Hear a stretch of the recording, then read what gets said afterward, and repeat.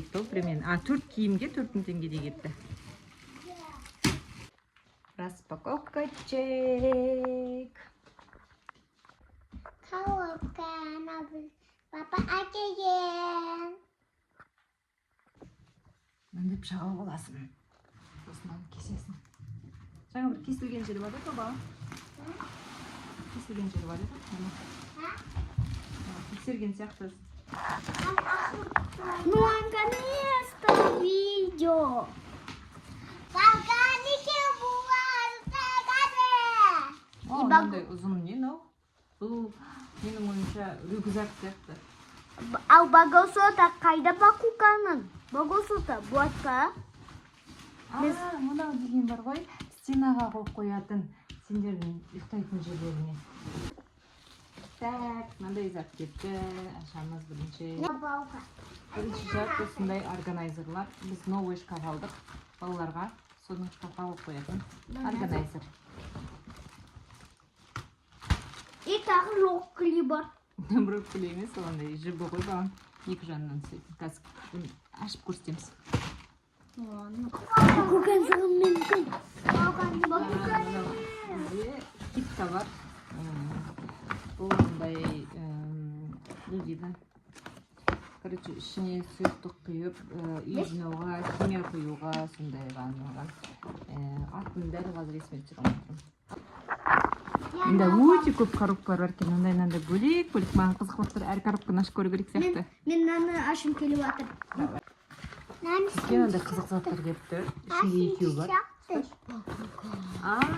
Бұл освежитель, мындай не иш шығатын, бөлменің иісін әдемілеп тұратын зат. Міне, Істеп көрейін. Әдемі екенсі. Отағы мынандай бәкен. Кән. Мынаның ленточкасы. Күшті екен. Лентамен отақ қойға болады. Гүл заты ғой. Мен қайтан істеп көрейін, ешкім келіп жатыр. Ешкедім. Мен демен ешке? Бәрі бірдей, ма? Екеуі де бірдей. Келесі товар, ол біздің тоже бір хит товарымыз, өте күшті өтетін.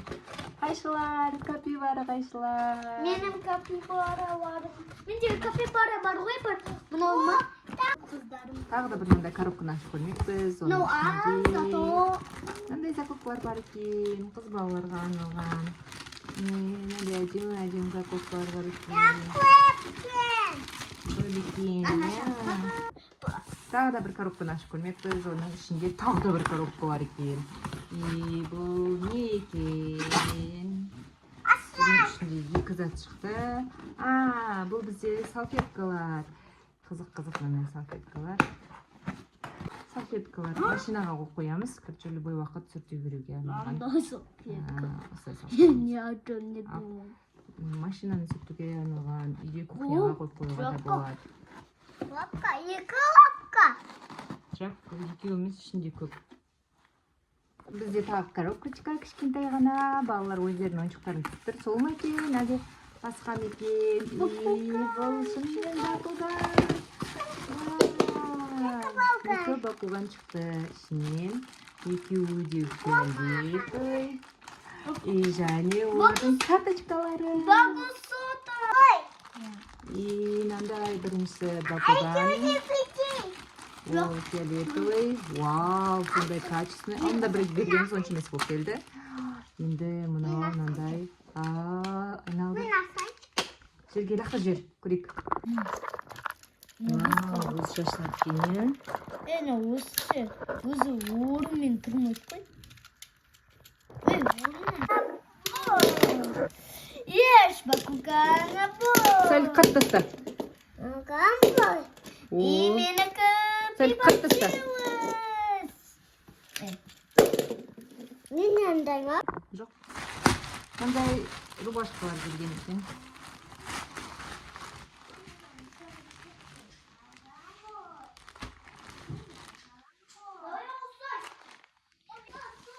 Тағы да заттар, бірақ ауыр ше. Бұл мұндай заттарға бердім ба, бермеймін бе, өзім білмей отырмын ғой. Органайзер тағы да.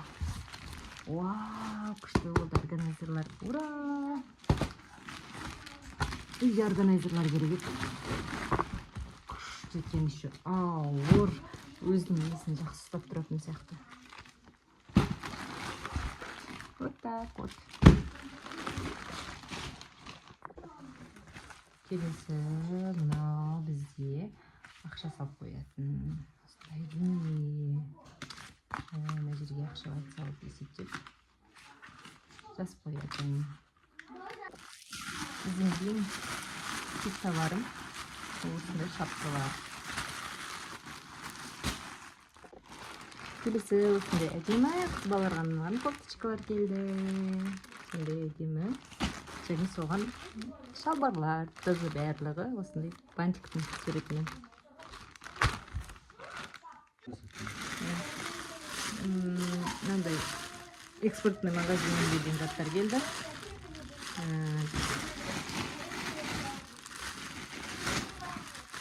Еще мынандай носки. Тоже экспортный магазиннен келдік. Заттардың ішінде ең қатты бақытты етіп жатқан Ерболды осы зат. Носки, осындай бір носки. Үстінде бағасы жазылып тұрады екен. Қарағандар.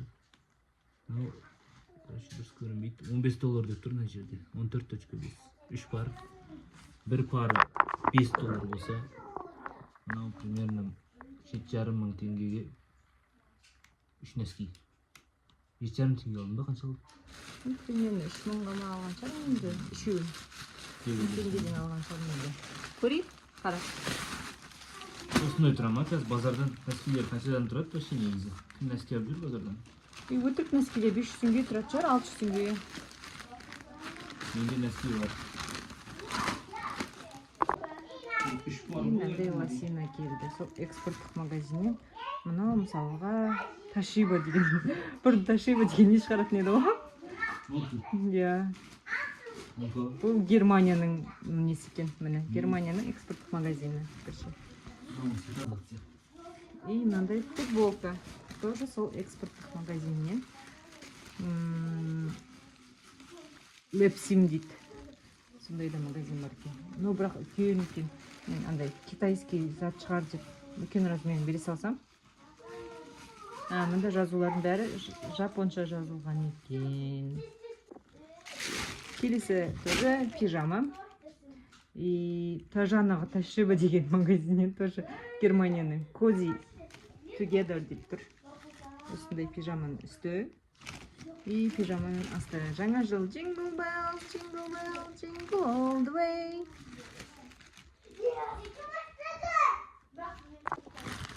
Келесі мынандай тоже пижама. Муслиновая пижама. Бірақ цветі енді розовый болғанда прям нежно розовый екен. Осындай. Ода көйлек қыз балаларға арналған. Сосын мындай мынау моншақ емес. Телефонға арналған. Телефонды жақтырып жүретін зат болу керек негізі. Мынаны күйеуім көріп түсінбей отыр, мынау не бергенсің деп. Мынау есікке жабыстырып қоятын ғой, есік ашылған кезде стенаға бар тақып. Тағы да бір экспорттық магазиннен балдарға киім бердім. Шалбарлар осындай. Балдардың садикке киетін шалбарлары. Сапасы өте жақсы, қалың емес, жұқа емес. Еще ең бастысы резинкасы күшті ұстайды. Осылай киген футболканы мынау жақсы көремін, бірақ именно шалбарын алмайсың, шалбарының белі тұрмайды. Еще мынандай футболка. И міне.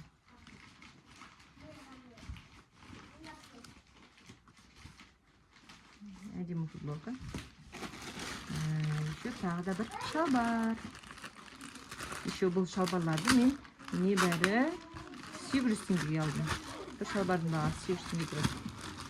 700 теңге бір шалбар аласың ба сен? Балаларға арналған шалбар. 700 теңге бір кофе аласың.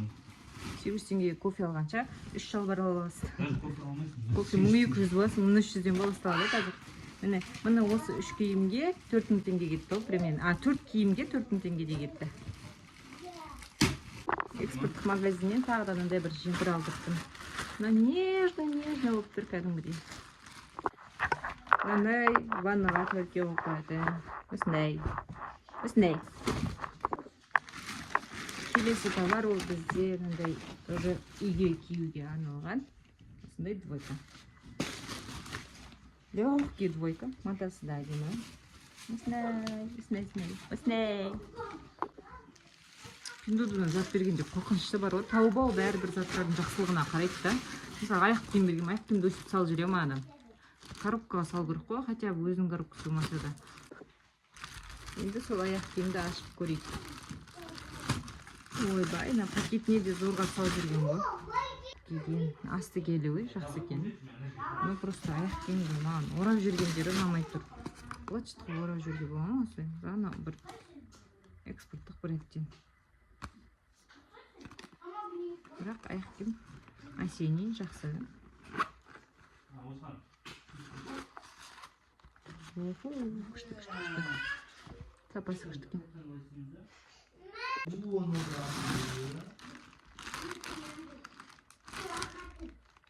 Мындай балдарға арналған шалбарлар.